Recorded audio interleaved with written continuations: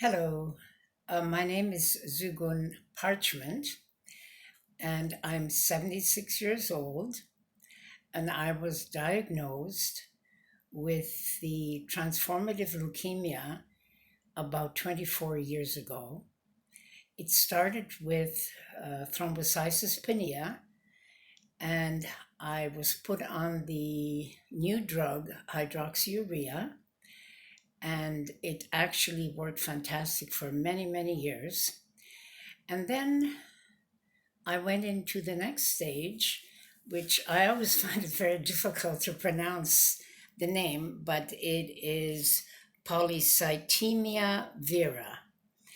And when I went into that stage, I was continuing to take hydroxyurea, but I would have to have phlebotomies on a regular basis, which was a very simple procedure of taking out blood, and I always used to feel much better. And then one day, about 5 years ago, in 2013, October, I got a very, very bad flu. And I actually caught it with from members of my family. And they got better, and I didn't. I was just so sick. And I had a high fever. I lost my appetite. I was in bed, always sleeping. And basically, I lost about 40 pounds. And I was in the US at the time where we didn't have any health care there. I certainly wasn't insured. I'm a Canadian, but spent a lot of time in Connecticut with my family. And I just felt I was dying. And so I told my daughter, I think I'm dying. And she said, Mother, you're not dying. And so she took me to the hospital the next day, and they ran a bunch of tests. And in the morning, the doctor came and said to my daughter, I think you need to take your mother to Toronto immediately. So we left the next morning at about 5 o'clock, got to the Sunnybrook Hospital here in Toronto, and my doctor came to see me and told me that I now have myelofibrosis, which is the last stage of this very challenging leukemia.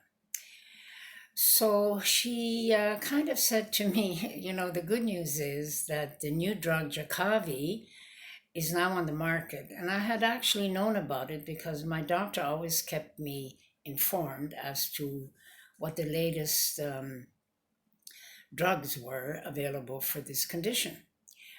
And up until Jakavi, there was nothing really for myelofibrosis. You basically have to live on blood transfusions or just call it a day.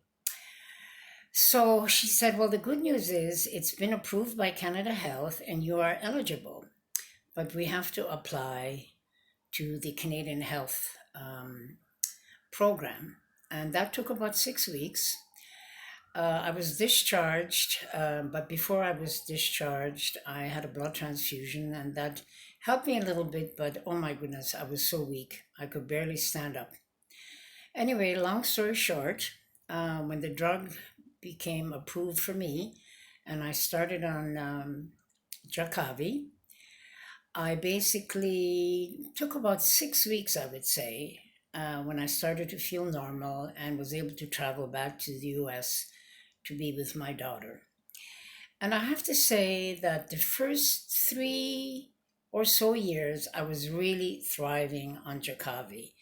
It has saved my life, but it is a very, very toxic drug. And in recent times, I would say probably the last 2 years, I'm suffering from chronic, acute anemia.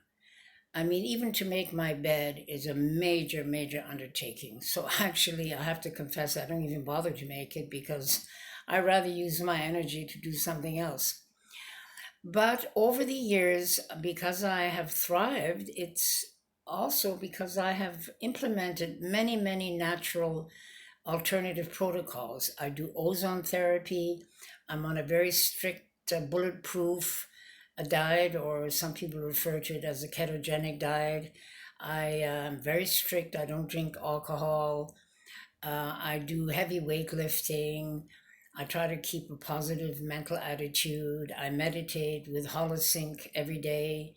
I have a YouTube health channel where I try to share what I'm doing and try to educate other people in terms of all the things that you can do to have a better quality of life, extend your life, and keep your independence, which really, to me, is the most important thing, is to continue to be independent. I have to say that I have the most wonderful healthcare team here in Toronto. They're very supportive. They've done everything in their power to make my life more comfortable, more bearable. And I just feel very grateful. And I know the end is near, or maybe not that near, but I'm still living longer than many people. And I have a daughter, and she's very supportive of me too. She bought me a home ozone generator system, so I do the vaginal ozone inflations, which really helps me a lot. My main problem is the anemia, fatigue, and lack of oxygen, because when you are low in your hemoglobin, of course, you don't have enough oxygen. So it is challenging. But I have to say, I've been very, very blessed. I'm very grateful. I've had 25 years, well, it's been 24 years now, of a quality of life. I still can continue to be independent and do what I have to do, drive, cook, do all the various everyday things. So I have to say, I want to encourage everyone that is challenged with this transformative leukemia to just look for natural protocols that will give you a better quality of life. I do have a website, gourmetcavewoman.com, and my health channel is the Gourmet Cave Woman Health Channel. And so if you're interested in what I'm doing, you can access those two sites.